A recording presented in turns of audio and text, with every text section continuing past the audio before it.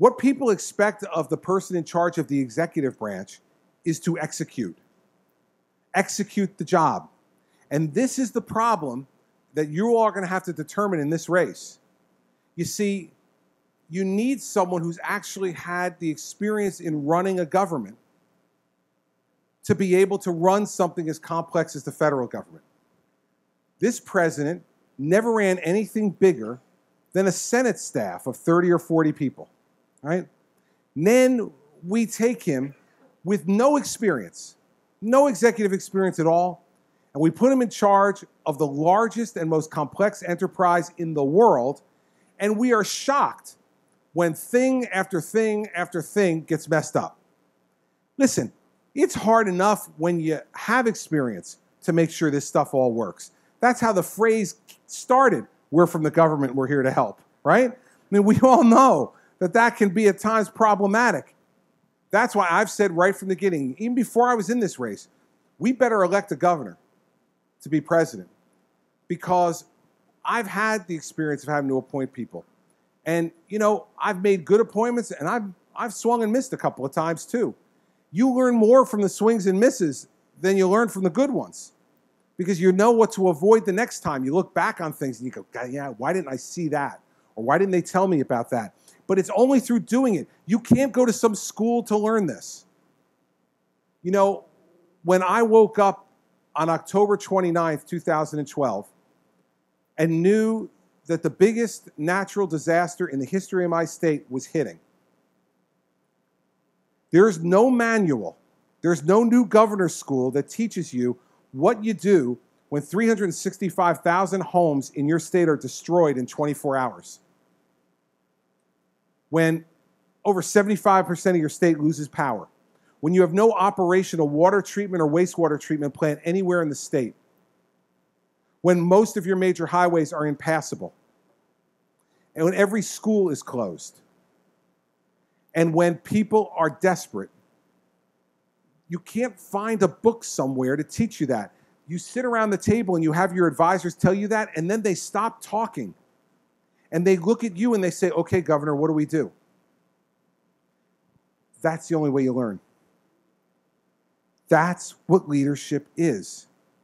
It's when everybody else stops talking and all the eyes look at you, and you don't hesitate. You decide.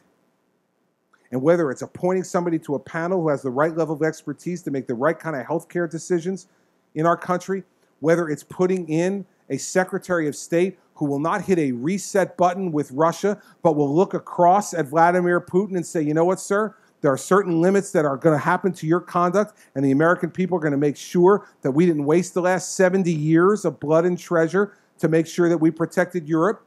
It's about making sure that you put someone at the head of the Veterans Administration who understands that our veterans' health is the first priority of the Veterans Administration. It's about making those decisions. And there's no school for that. It's just doing it.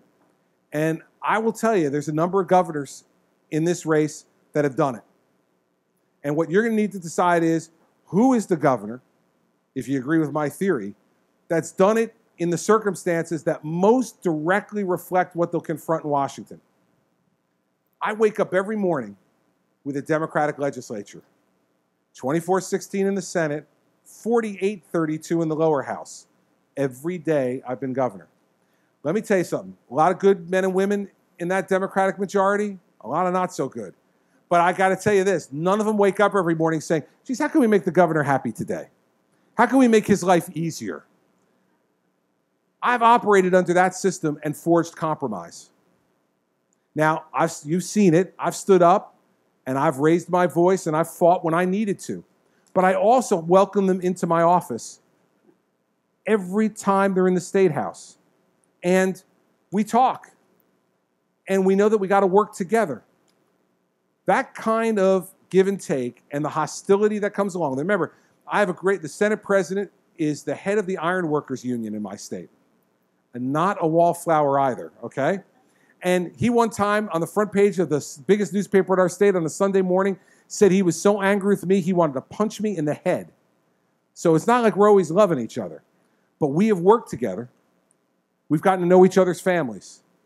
We know that we're both in it for the right reasons, but we also know that we got to fight the politics we got to fight. That's what Washington is like. And what's happening now is no one's talking to each other anymore. No one's building those relationships. People think compromise is a dirty word. Man, Washington and Adams and Jefferson, they built this country on compromise.